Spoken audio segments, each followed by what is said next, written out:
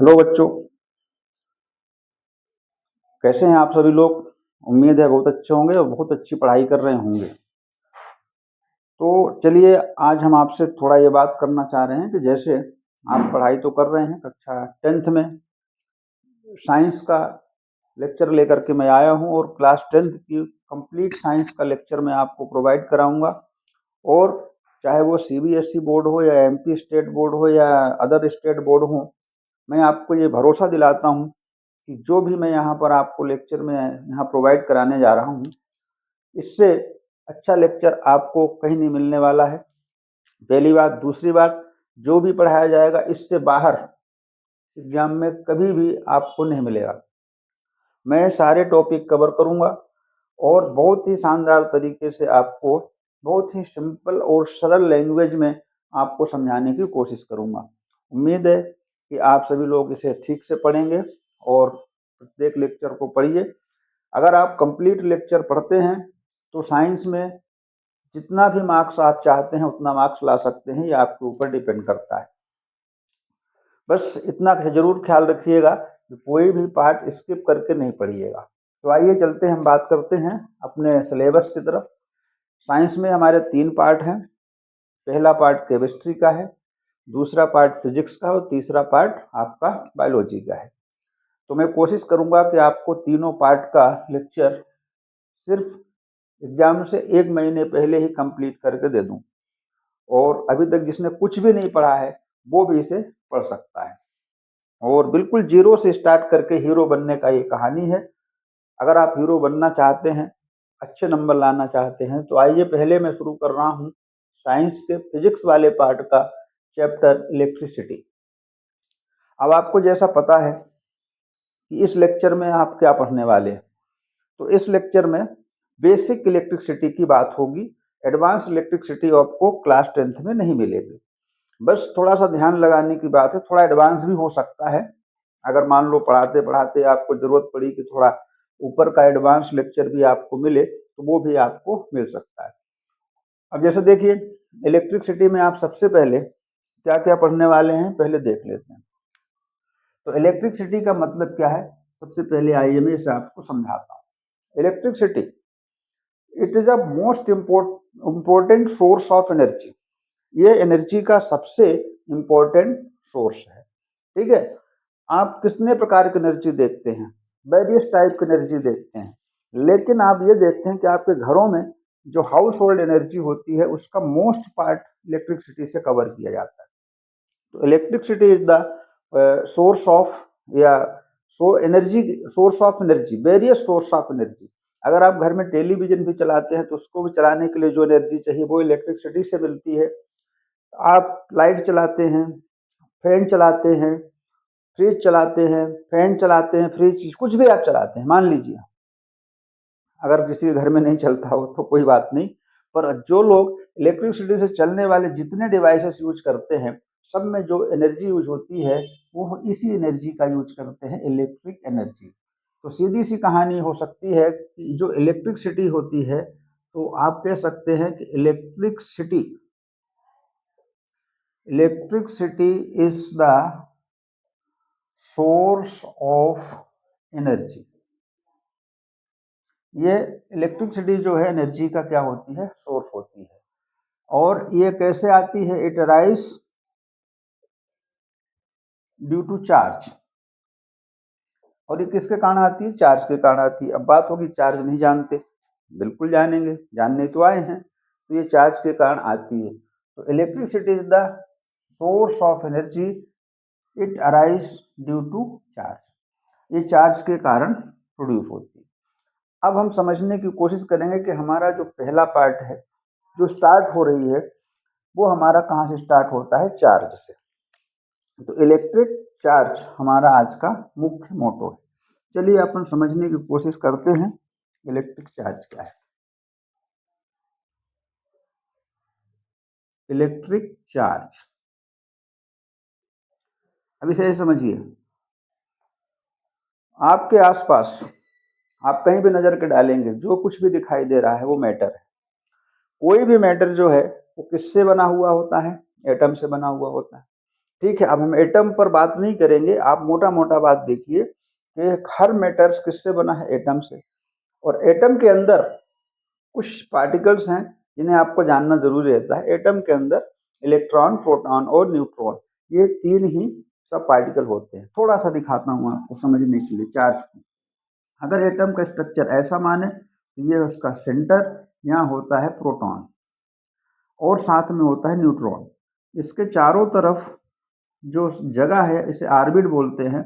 इस ऑर्बिट को कहते हैं, इस ऑर्बिट को इलेक्ट्रॉन ऑर्बिट बोलते हैं। इसमें इलेक्ट्रॉन घूमा करता है और जो ये इलेक्ट्रॉन घूमता है, ये इलेक्ट्रॉन नेगेटिव चार्ज का पार्टिकल होता है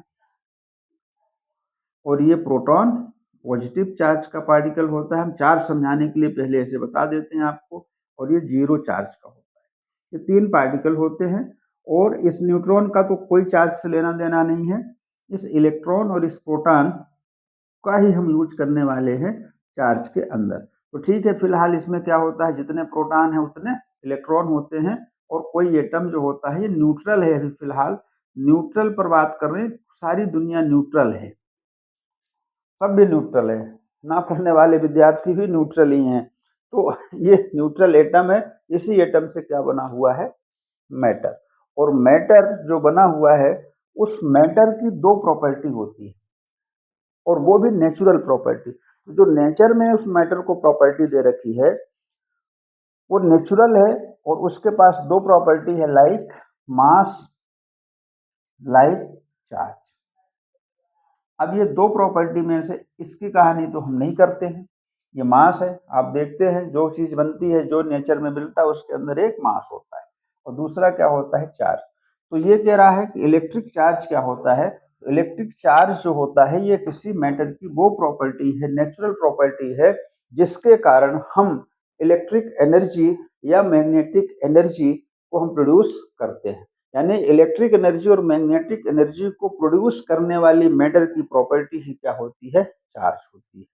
तो चार्ज थोड़ा लिखना भी है हमको, लिखते भी चलना है। Charge is the natural, charge is the natural property of matter, है ना। Charge is the natural property of matter due to, जिसके कारण, due to electric and magnetic energy are produced.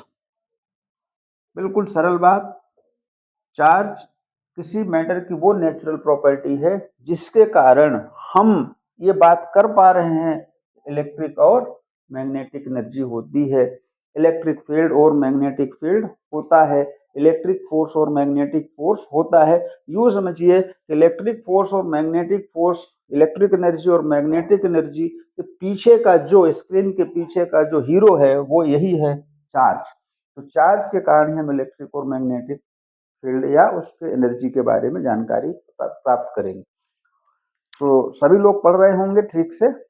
अच्छा, पढ़ते समय कुछ और मत करिएगा, अन्यथा कुछ भी शब्द इधर उधर मिस्टेक से छूट जाएगा तो फिर पूरी कहानी नहीं समझ में आएगी। देख रहा है या नहीं दिख रहा है?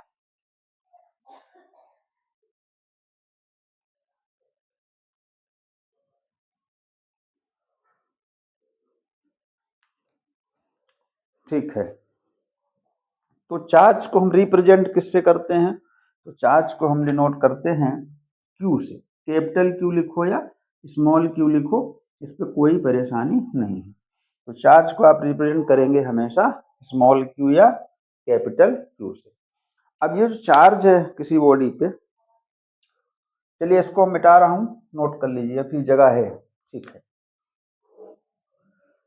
तो चार्ज किससे रिप्रेजेंट करेंगे आप, क्यू से। ये बात आपको अच्छी तरह से याद रखना, ठीक है।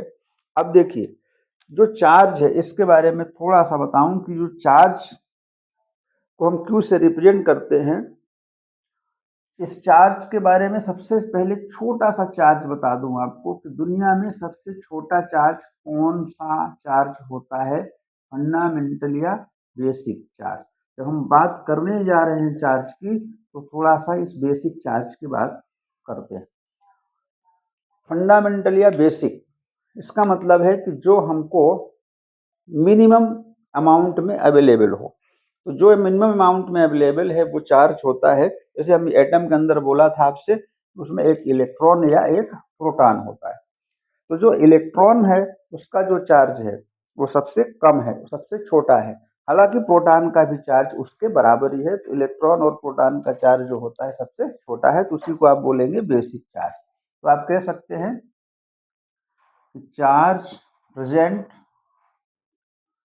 In an electron is called basic charge. इसको रिप्रेजेंट करना है स्मॉल ई से। अब बोले क्यू से रिप्रेजेंट किया आपने, हाँ क्यू से किया, लेकिन इलेक्ट्रॉन के चार्ज को क्यू से रिप्रेजेंट नहीं करना, ई से। अब इसकी वैल्यू भी याद रख लेना है, काम आएगी इतनी। अब आगे मैं यूनिट की बात करूंगा, अभी फिलहाल सी लिख दे रहा हूँ। सी का मतलब कूलॉम है, इसकी यूनिट है। तो सबसे छोटा चार्ज जो आपको मिलने वाला है वो इलेक्ट्रॉन का चार्ज। अब बात करते हैं अपन types of charge. Types of charge, charge कितने टाइप का होता है? तो चार्ज दो टाइप का होगा। पहला होगा पॉजिटिव और दूसरा होगा निगेटिव। तो पॉजिटिव चार्ज और निगेटिव चार्ज लिखेंगे कैसे? अगर प्लस क्यू लिख दिया तो पॉजिटिव, नहीं लिखा प्लस तो भी पॉजिटिव, और माइनस क्यू यानी निगेटिव। तो पॉजिटिव और निगेटिव। अब इसको हम कैसे पहचानेंगे कि किस कब पॉजिटिव आएगा कब निगेटिव आएगा? तो पहले अपन देखते हैं कि पॉजिटिव चार्ज कब आएगा, कैसे आएगा। तो पॉजिटिव चार्ज कब आता है? अब जैसे एक न्यूट्रल बॉडी है, हमारे नेचर ने सबको न्यूट्रल बना के रखा है, क्योंकि अगर सबको चार्ज कर देगा तो किसी को छूने के बाद उसे झटका लगेगा, कुछ भी छुएंगे झटका लगेगा, इसलिए नेचर ने सब न्यूट्रल बना रखा है। अब उस न्यूट्रल बॉडी में से अगर हम क्या करते हैं, इलेक्ट्रॉन हटा लेते हैं। तो अगर किसी बॉडी में से हमने इलेक्ट्रॉन बाहर निकालना शुरू कर दिया, जैसे जैसे इलेक्ट्रॉन बाहर जाएंगे, इलेक्ट्रॉन इस बॉडी पे कम होते जाएंगे, तो बॉडी क्या होती जाएगी? पॉजिटिवली चार्ज, है ना। तो आप कह सकते हैं कि when electron remove from a body, then the body get positively charge. बस ऐसे याद रखिए कि अगर किसी बॉडी से हम इलेक्ट्रॉन निकाल लेते हैं, अगर बॉडी से इलेक्ट्रॉन निकाल लेते हैं तो उस बॉडी को हम बोलते हैं बॉडी कैसी हो गई? पॉजिटिवली चार्ज हो गई। अब बोले निगेटिवली चार्ज कैसे होगी? तो निगेटिवली चार्ज का मतलब है, निगेटिव चार्ज कब आता है बॉडी पे? उल्टा कर दीजिए। अब वो इलेक्ट्रॉन जो निकला है कहीं ना कहीं जाके किसी न्यूट्रल बॉडी में एक्सेस हो जाएगा, बढ़ेगा। तो आप कह सकते हैं व्हेन इलेक्ट्रॉन, है ना, एक्सेस हो जाए, excess on a body, then body is called, then body get, है ना, बॉडी गेट निगेटिव चार्ज। बस इतना याद रखिए, ज्यादा याद रखने की जरूरत नहीं। आपसे किसी ने पूछा बॉडी की पॉजिटिव चार्ज कब होगी, आप बोलेंगे अगर बॉडी से मैं इलेक्ट्रॉन निकाल दूं, रिमूव कर दूं, तो बॉडी पॉजिटिवली चार्ज हो जाएगी। अगर बॉडी पे इलेक्ट्रॉन, न्यूट्रल बॉडी में इलेक्ट्रॉन में बढ़ा दूं, तो वो बॉडी क्या हो जाएगी? निगेटिव चार्ज हो जाएगी। तो there are two types of charge. तो आप याद रखिएगा, सब इस वैल्यू को याद रख लीजिएगा, ये सबसे छोटा चार्ज है, इसको काम में लेंगे हम। और ये पॉजिटिव चार्ज और ये निगेटिव चार्ज। तो पॉजिटिव चार्ज और निगेटिव चार्ज कैसे बनते हैं, तो इसको आप पढ़िए। अब अपन चलते हैं इसके यूनिट की तरफ।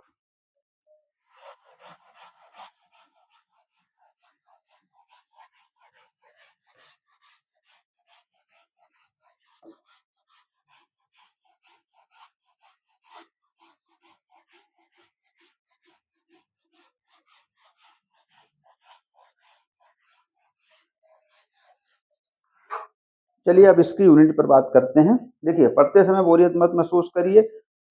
जब आपको इच्छा नहीं हो रही हो पढ़ने की, थोड़ी देर के रोक दीजिए, रोक के थोड़ा सा अपना दूसरा काम कर लीजिए, है ना, थोड़ा मनोरंजन कर लीजिए। अब आइए अपन पढ़ते हैं unit of charge. Unit of charge, तो चार्ज की यूनिट देखिए, एसआई यूनिट, इंटरनेशनल सिस्टम की यूनिट बता रहा हूं। एसआई यूनिट चार्ज की क्या होती है? कूलॉम्ब। कूलॉम्ब सिंबल क्या होगा? सी। अच्छा, कूलॉम्ब क्या है? आपने पढ़ा मीटर सेंटीमीटर, अच्छा लगता है। आपने कूलॉम्ब नहीं समझा। कूलॉम्ब जो है ये साइंटिस्ट का नाम है। तो बहुत सारी फिजिकल क्वांटिटी की यूनिट जो होती है कूलॉम्ब्स, यानी कि साइंटिस्टों के नाम से भी आ जाती है, इसलिए इसे बोलते हैं कूलॉम्ब्स। अब जिस चार्ज लिखना है, चलिए क्यू कितना 5, आगे क्या लिखेंगे? सी। इसका मतलब ये हो गया कूलॉम्ब। ठीक है, कूलॉम्ब से छोटा होगा बड़ा होगा तो हम उसे क्या कर लेंगे? मिली कूलॉम्ब, माइक्रो कूलॉम्ब में। अब जैसे ऐसे थोड़ा समझा देता हूँ। अगर मान के चलो इससे छोटा है तो मिली कूलॉम्ब, 1 मिली कूलॉम्ब। अब क्या करेंगे? 1 कूलॉम्ब जो होगा उसको हम 1000 से डिवाइड कर देंगे, तो ये हो गया ये कूलॉम्ब। तो देखिए 1 मिली कूलॉम्ब, 1 कूलॉम्ब जितना भी होगा उसका 1000 पार्ट्स होगा। और छोटा माइक्रो, ऐसे लिखेंगे माइक्रो। अब क्या करेंगे?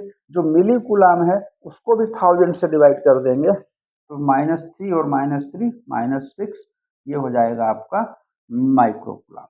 तो ध्यान रखिए, कूलॉम्ब में लिखा हो, मिली कूलॉम्ब या माइक्रो कूलॉम्ब में कैसे बदलेंगे इसको अपन, ध्यान दीजिए। अगर आपके पास Q बराबर 3 माइक्रो कूलॉम्ब लिखा है, ठीक है, अगर माइक्रो कूलॉम्ब को हमें किस में लिखना है? कूलॉम्ब में, तो इसको याद रखिए, माइक्रो कूलॉम्ब इतना, बस 3 लिखिए, ये लिख दीजिए 10 की पावर -6 कूलॉम्ब, खत्म। तो ये चार्ज की एसआई यूनिट क्या होती है? कूलॉम्ब होती है। और ऐसे छोटे छोटे यूनिट हम बनाते रहेंगे। ठीक है, बना के रखिए, जितना भी आपको पता चल जाए, इधर उधर से आपको नहीं पता, यहाँ से जितना आपको पता चल जाए वो सब कुछ आपके लिए। और इसके बाद अब अपन चलते हैं प्रॉपर्टी ऑफ चार्ज। चलिए एक एग्जाम्पल भी समझा देता हूँ। एक एग्जाम्पल ये समझा दूं कि मैं किस चीज को किससे रब करूं। देखिए एक एग्जाम्पल आया बहुत पहले, बहुत पुराने साइंस में, उन्होंने बताया कि अगर जैसे मान लीजिए एक रॉड है, किस चीज की रॉड है? चलिए गिलास की ले लेता हूँ। एक गिलास की रॉड है। अब इसको हम क्या करते हैं? एक सिल्क सिल्क क्लॉथ या सिल्क थ्रेड ले लेते हैं, इसको आप घिस देते हैं। देखो जब किसी भी चीज को आप घिसते हैं ना, तो वो बड़ी चार्ज होती है। आप अक्सर देखते होंगे कि जो सिल्क क्लॉथ्स होते हैं, पॉलिस्टर के कपड़े होते हैं या वुलन क्लॉथ्स होते हैं, तो उसमें आपको कभी कभी चिटचिटाने की आवाज आती, तो कुछ नहीं है, वो चार्ज ही है। फ्रिक्शन करने से, घिसने से भी चार्ज प्रोड्यूस होता है बॉडी से, क्योंकि चार्ज इधर से उधर ट्रांसफर होता है। जब इन दोनों को हम घिसेंगे, घिसने के बाद, रब करने के बाद इसको अलग करेंगे और इस क्लॉथ को अलग करेंगे, तो दोनों बॉडी चार्ज हो चुकी होंगी। ये पॉजिटिव चार्ज हो गई होगी और ये नेगेटिव। अब बताइए जरा क्यों ऐसा? पॉजिटिव चार्ज हुई, नेगेटिव पहले दोनों न्यूट्रल थी। क्यों हुआ ऐसा? घिसने से क्या हुआ? इलेक्ट्रॉन ट्रांसफर हो गए। अब बताइए, अभी हमने यहाँ बताया था कि पॉजिटिव कब होगी और नेगेटिव कब होगी। जिससे इलेक्ट्रॉन बाहर जाएंगे वो पॉजिटिव, इससे इलेक्ट्रॉन निकल गए, ठीक। जिसमें इलेक्ट्रॉन जाएंगे वो नेगेटिव, इसमें इलेक्ट्रॉन चले गए।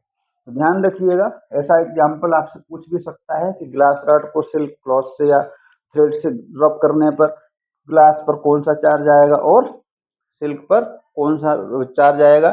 तो ग्लास हमेशा इलेक्ट्रॉन लॉस करता है, इसलिए पॉजिटिव होता है, और ये इलेक्ट्रॉन आसानी से लॉस नहीं करता, इसलिए नेगेटिव होता है। चलिए ये हो गया आपका यूनिट और एक एग्जाम्पल। अब अपन क्या पढ़ने वाले हैं? अब अपन पढ़ने वाले हैं चार्ज की प्रॉपर्टी। आइए समझते हैं प्रॉपर्टी ऑफ चार्ज। चलिए यहां से अपन शुरू करते हैं प्रॉपर्टी ऑफ चार्ज। तो चार्ज की प्रॉपर्टी में हम पढ़ेंगे सबसे पहले। देखिए कुछ प्रॉपर्टीज लिखेंगे आपके लिए जो आपके काम की होगी। पहली प्रॉपर्टी देखिए, charge is a scalar. Quantity. ध्यान रखिए, अब आपको शायद इस लेवल पर इसके अच्छा होगा, किसी भी लेवल पे हो, डायरेक्शन है या नहीं है, डायरेक्शन है तो वेक्टर है, नहीं है तो स्केलर है। तो किसी क्वांटिटी को पढ़ते या समझते समझाते समय अगर डायरेक्शन की जरूरत नहीं है तो हम उसे बोलते हैं स्केलर क्वांटिटी। तो चार्ज हमारी कैसी क्वांटिटी है, स्केलर। इसका मतलब आप इसे सिंपली, तो इसी बेसिस पर दूसरी प्रॉपर्टी आती है कि चार्ज इज एडिटिव। देखिए, चार्ज एडिटिव, इसका मतलब है ये एडिटिव है। एडिटिव मतलब हम चार्ज को टोटल कैसे ऐड करेंगे, जैसे आप नंबर सेट करते हैं तो नंबर की तरफ ऐड की जाने वाली क्वांटिटी क्या होती है, स्केलर, और चार्ज उसी नंबर की तरफ एडिटिव है, यानी चार्ज को आप नंबर की तरह ऐड कर सकते हैं। आइए अपन फोर्स की बात करते हैं। अब दो चार्ज बॉडीज अपने आप में क्या अप्लाई करती है, फोर्स। अब फोर्स कैसा होता है, तो अगर हम दो बॉडीज पास में लाते हैं जिनमें चार्ज सेम है, अब जैसे देखिए ये बॉडी कैसी है, पॉजिटिव चार्ज है इसमें। अच्छा, ये बॉडी कैसी है, ये भी पॉजिटिव चार्ज है इसमें। अब अगर इनको एक दूसरे के पास लाएंगे तो ये एक दूसरे को रिपेल यानी धक्का लगाएंगे। ठीक, अगर ये पॉजिटिव है, ये नेगेटिव है, और ये भी क्या है, नेगेटिव है, अब ये भी क्या करेंगे, धक्का लगाएंगे। देखिए सेम टाइप का चार्ज होगा तो जो फोर्स होगा वो होगा रिपल्सिव। अब रिपल्सिव समझते ही होंगे, रिपल्सिव का मतलब होता है एक दूसरे से दूर जाना या धक्का लगाना। तो इसे बोलते हैं सिमिलर या लाइक। सिमिलर आर, इसी को कह सकते हैं आप like charge. Like charge repel करते हैं तो ईच अदर, एक दूसरे को क्या करते हैं ये चार्ज, रिपेल करते हैं। अच्छा, अट्रैक्ट भी करते होंगे, हाँ करते हैं। देखिए कैसे करते हैं, अभी दोनों को देखिए, दोनों पे कैसा चार्ज, एक पे पॉजिटिव है और एक निगेटिव है। तो पॉजिटिव चार्ज और निगेटिव चार्ज हमेशा क्या करेंगे, अट्रैक्ट करेंगे। तो आप यहाँ लिख सकते हैं unlike, unlike charge attract to each other. अब इस फोर्स के बारे में याद रखना है कि दो चार्ज बॉडीज के बीच जो फोर्स लगता है वो किस टाइप का फोर्स होता है, दो टाइप का फोर्स होता है। पहला फोर्स होता है रिपल्शन, दूसरा होता है अट्रैक्शन। कब रिपल्शन होगा और कब अट्रैक्शन होगा, तो रिपल्शन, देखिए रिपल्शन का केस क्या है, दोनों बॉडी पर सेम टाइप का चार्ज होना चाहिए, या तो प्लस प्लस हो या तो माइनस माइनस। और अट्रैक्शन कब होगा, जब दोनों बॉडी पर सेम टाइप का चार्ज ना हो, अलग अलग टाइप का चार्ज हो, एक पे पॉजिटिव और एक पे नेगेटिव हो, तो एक दूसरे को क्या करेंगे, रिपेल करेंगे, ओ सॉरी अट्रैक्ट करेंगे। अब जो प्रॉपर्टी आने वाली है उसको ध्यान दीजिए, चार्ज इज कंजर्व्ड। ये बड़ी इंपॉर्टेंट बात है, चार्ज कैसा है, कंजर्व है। कंजर्व का मतलब law of conservation of energy पढ़ा होगा, energy neither be created nor be destroyed, it's only transfer from one body to other या वन फॉर्म टू अदर। यहाँ ठीक उसी प्रकार से अगर कोई बोलता है कि मैंने किसी बॉडी पे चार्ज बना लिया, बना लिया, बना नहीं लिया, आपने सिर्फ उस बॉडी के इलेक्ट्रॉन को इधर से उधर करके डिस्टर्ब कर दिया, इलेक्ट्रॉन अनबैलेंस कर दिया, इधर से उधर किया है, तो चार्ज बना नहीं है। किसी बॉडी का अकेली बॉडी है उसका टोटल चार्ज आप कभी कम ज्यादा नहीं कर सकते, सिर्फ क्या कर सकते हैं, इधर से उधर ट्रांसफर कर सकते हैं। ये कह रहा है चार्ज नाइदर बी क्रिएटेड, हो सकता है लिखना पड़ जाए, कैसे लिखेंगे, neither be created nor be destroyed, it's only can transfer from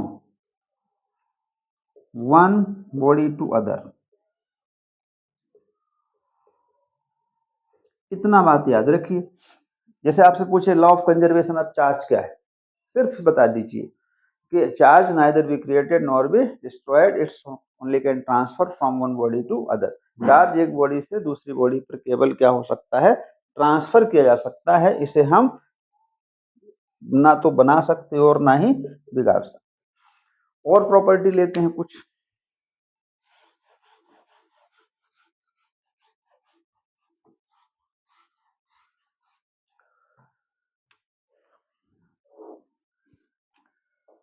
charge is quantized.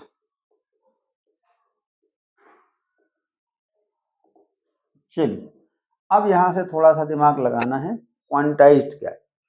तो अभी अभी आपको बताया गया था कि चार्ज एक बॉडी से दूसरी बॉडी पर ट्रांसफर होता है, पर चार्ज ट्रांसफर होने का क्या मतलब है? तो चार्ज ट्रांसफर होने का मतलब यह है कि एक बॉडी से दूसरी बॉडी पर इलेक्ट्रॉन ट्रांसफर हुआ होगा।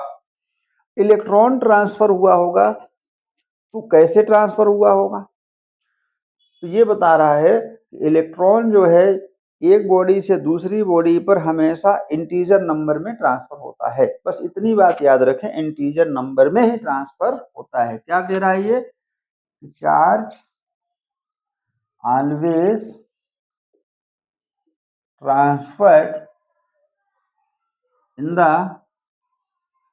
Integer number from one body to other. अब इंटीजर नंबर तो सभी जानते हैं, आधा नहीं होता, 1 2 3 4 ऐसे ट्रांसफर होता है। अब मान लीजिए हमारे किसी बॉडी, एक बॉडी से दूसरी बॉडी पर चार्ज को ट्रांसफर करना है, दोनों न्यूट्रल है, एक इलेक्ट्रॉन गया, ठीक है, एक इलेक्ट्रॉन गया, इसमें आ गया थोड़ा सा पॉजिटिव, इसमें आ गया नेगेटिव। किसी ने पूछा इस बॉडी पर टोटल कितना चार्ज है, तो टोटल चार्ज को हम किससे लिखेंगे? Q से। ठीक, इसमें कितना चार्ज है? एक इलेक्ट्रॉन उधर चला गया, मतलब प्लस एक इलेक्ट्रॉन उधर गया, इधर एक प्लस हो गया, और उधर कितना हुआ? इधर का भी देखते चले, माइनस ही। ऐसे दूसरा भी गया, एक और गया, इधर कितना प्लस हुआ? 2 प्लस ई, उधर कितना हुआ? माइनस 2 ई। अब ई क्या होता है? अभी हमने बताया था कि इलेक्ट्रॉन का जो चार्ज है उसको आप सिंबॉलिक फॉर्मेट में रिप्रेजेंट करेंगे ई से। ऐसे आप कितने भी चार्ज ट्रांसफर करते जाइए तो इधर जितना भी इलेक्ट्रॉन कम होगा उतना ही प्लस में ई आएगा, और उधर जितना ही इलेक्ट्रॉन जाएगा उतना ही माइनस में। अब देखो, प्लस एन ई मतलब positive charge, minus N E मतलब नेगेटिव चार्ज। एन क्या है? ऐसे नंबर है 1 2 3 4, इसको साथ में लिख देता हूं, और इस फार्मूले को याद रखेंगे, टोटल चार्ज बराबर या तो प्लस या तो माइनस एन ई। इस फार्मूले को बोलते हैं क्वांटाइजेशन ऑफ चार्ज, और इसी फार्मूले से हम कुछ क्वेश्चंस भी करेंगे। Total charge, integer number, electronic charge. अभी आपको पता है ई की वैल्यू सबसे पहले लिख दी थी, एन का मतलब जरूर आप लिख लीजिएगा, जीरो नहीं ट्रांसफर हुआ तो 1 2 3 ऐसे, और क्यू का मतलब होता है टोटल चार्ज। तो किसी बॉडी पर जो चार्ज है वो हमेशा क्या है? क्वांटाइज्ड है। तो इस तरह से हमने आपके सामने ये 6 प्रॉपर्टी लिखी। आपके लिए 6 प्रॉपर्टी सुटेबल है, 7वीं 8वीं प्रॉपर्टी या और डिटेलिंग में जाने की जरूरत नहीं होती, आगे फिर देखेंगे। तो कहानी ये है कि it is a property of charge. इसे आप पढ़ भी सकते हैं, कॉपी में नोट भी कर सकते हैं पॉज करके। अब आपको आगे ले चलता हूँ।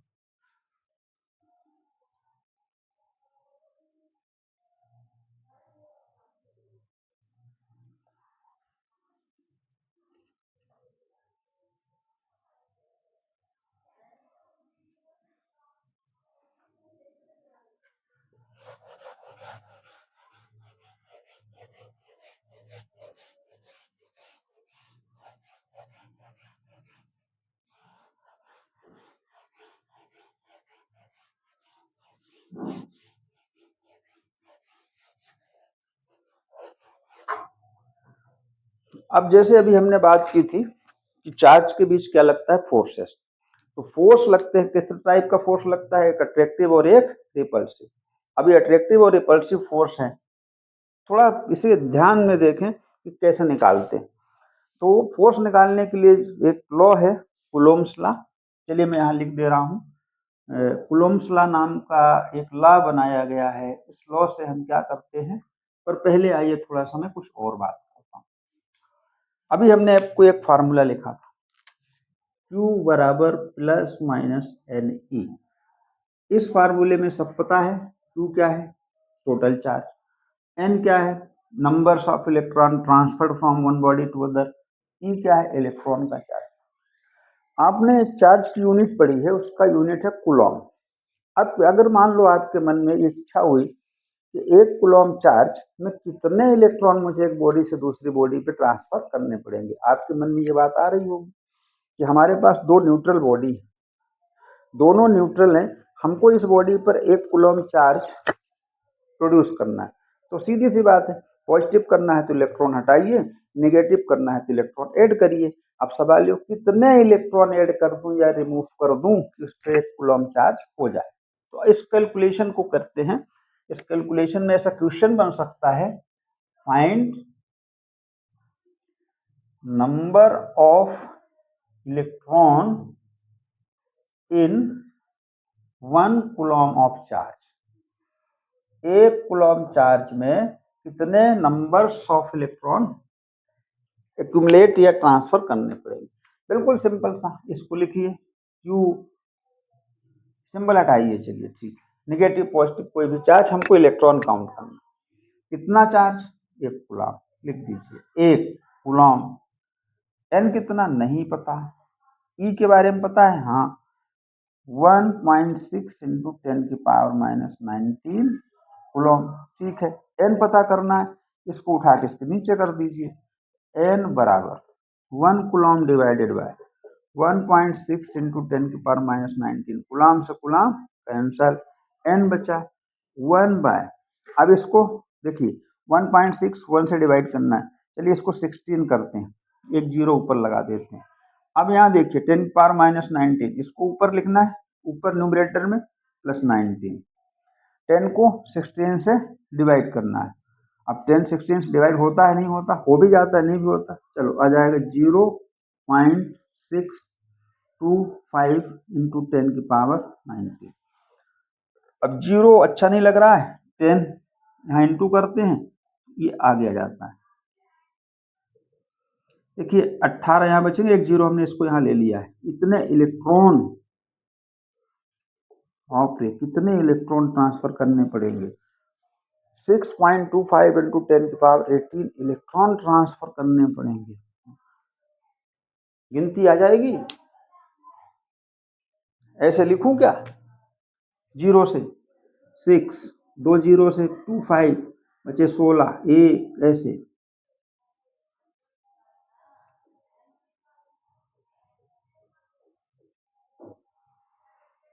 चलिए गिन लीजिएगा कितने इलेक्ट्रॉन हैं, मैं तो नहीं गिन सकता ऐसे, तो अगर गिन सकते हैं तो गिन लीजिए। ठीक है, ये हो गया 1 कूलम्ब चार्ज में इतने इलेक्ट्रॉन। आइए बात करते हैं फोर्स पर। जैसे मान लीजिए दो बॉडी है ऐसे, इस पर कुछ चार्ज है। अब कितना चार्ज है, पॉजिटिव है नेगेटिव है पता नहीं, फोर्स तो दोनों ही किस सिचुएशन में लगता है। इसको नाम रखा है Q1 चार्ज है, इस पर Q2 चार्ज, ये कुछ डिस्टेंस पर रखे हैं इसको R। अब आप इन दोनों पर या तो अट्रैक्शन या रिपल्शन कोई भी फोर्स हो चार्ज के हिसाब से तो निकालना है। तो ये कूलम्ब्स भाई साहब ने एक लॉ बनाया, इन दोनों बॉडीज पर चार्ज बॉडीज का फोर्स कैसे निकालते हैं। इसको लिखना पड़ता है, कूलम्ब्स लॉ ऐसे लिख देते हैं, द फोर्स ऑफ अट्रैक्शन और रिपल्शन, कोई सा भी force between to charged body is directly proportional to the product of charge and inversely proportional to the square of distance between charges। काम आएगा, देख लीजिए पढ़ने में। अगर मैं कह रहा हूं कि दोनों के बीच कितना फोर्स लगेगा F, तो वो कह रहा है कि वो फोर्स कैसे होगा, तो वो फोर्स है, वो फोर्स इन दोनों चार्ज के मल्टीप्लाई के डायरेक्टली प्रोपोर्शनल, यानी दोनों चार्ज का इनटू। ठीक है, फिर क्या कह रहा है, फोर्स प्रोपोर्शनैलिटी रहेगी, लेकिन यहाँ कह रहा है square of distance between charges, inversely नीचे लिखेंगे ऐसे। अब इन दोनों को मिला करके एक फार्मूला पढ़ लीजिए, फोर्स डायरेक्टली प्रोपोर्शनल, न्यूमरेटर पे क्या रहेगा Q1 Q2 divided by R square.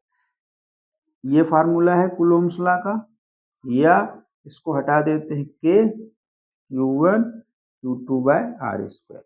अब फोर्स की यूनिट न्यूटन लिखिए और K को बोलते हैं कांस्टेंट, K की वैल्यू याद रख लीजिए, कोई दिक्कत नहीं, इतना।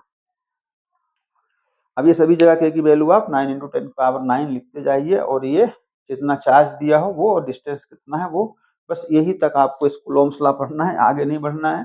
कूलोम्स लॉ क्या होता है? It is a laws to find force between two charges.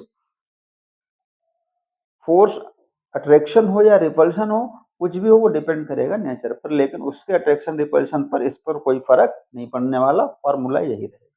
तो ये है आपका कूलोम्स लॉ, ये है आपका क्वांटाइजेशन ऑफ चार्ज का एक क्वेश्चन।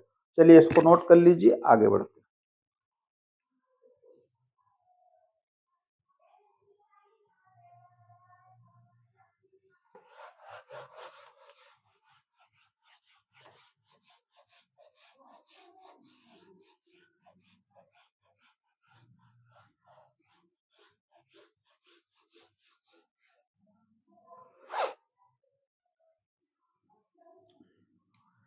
तो दो टॉपिक हम और समझते हैं, एक को बोलते हैं कंडक्टर